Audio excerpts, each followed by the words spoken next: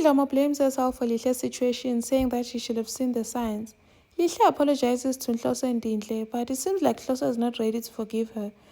Gasa deals with Bafana. Hi, welcome to my channel. Here's an update on Scandal. Dlomo feels so bad, saying she's so angry at herself because she should have seen the signs. Lihle tried to speak to her, but she did not really pay attention. So she feels like if she was more open to her or there for her, then maybe it shouldn't have happened. And then she also says, she blames Uguti also that her and him and Nhloso are no longer together. Lihle is able to lie to them because they live separately and they don't talk anymore. And then they don't talk that much anymore. And then Kiriboni tells her, you just need to support her and tell her you love her and show her support. And then Lihle apologizes again, saying, I'm sorry for what I did. I will never do it again. Kumawake also apologizes, saying, I should have been there for you. I should have supported you. Even when I found out, I should have been supportive. But then I was just so angry and confused. So please, going forward, don't be afraid to talk to me. And if I'm not listening, just make sure that you force me to listen. And she says that Lihle must apologize to Nhloso and Dinhle. So Nhloso and Dinhle come over. Lihle apologizes, saying that I called you here because I wanted to apologize for lying to you and putting you in an awkward position. And also says thank you to her dad, Nhloso, for saving her or rescuing her.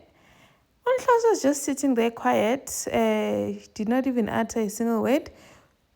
Dinhle realizes, hey, this man is quiet. So Dinhle responds and says, we're not angry at you.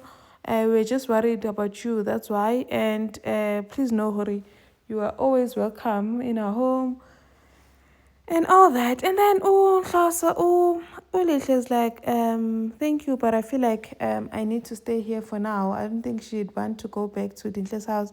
She'd want to stay with her mom. And then Basakhuluma and Nhloso says, I think we should leave. Nhloso already wants to go. Did not even say any word to Lihle. And then Ugasa questions Bafana ukuthi, do you know Umthetho, the supplier? He denies it, saying akamazi. I'm jail ukuthi yazina inside your phone. I heard everything.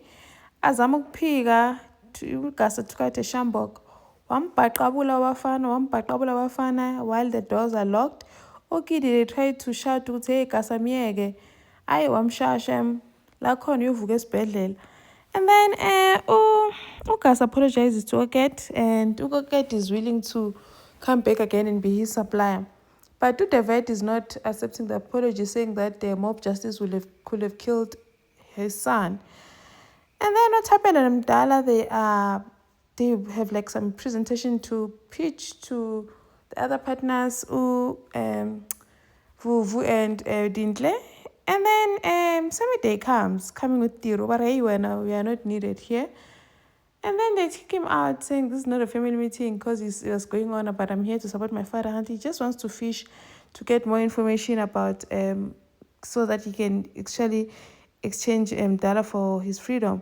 And then the meeting goes south when Semi-Day realizes also they want to shut him out. It's been saying the supermarket does not fit the strategy that they want to do in the new building and what. And then Vuvi is also not happy because they sidelined her. They didn't tell her while she's an equal partner about these new developments that they're doing. Then they start fighting because Tapela is also against Mdala, saying that they must cut off Etembeni, his uncle's shop. While Utire sits standing outside listening to this whole fight and conversation, so Utire is busy gathering information so that he can use it against them to give to the lawyer. Thank you for watching. Please like, share, and subscribe. See you in the next one. Bye.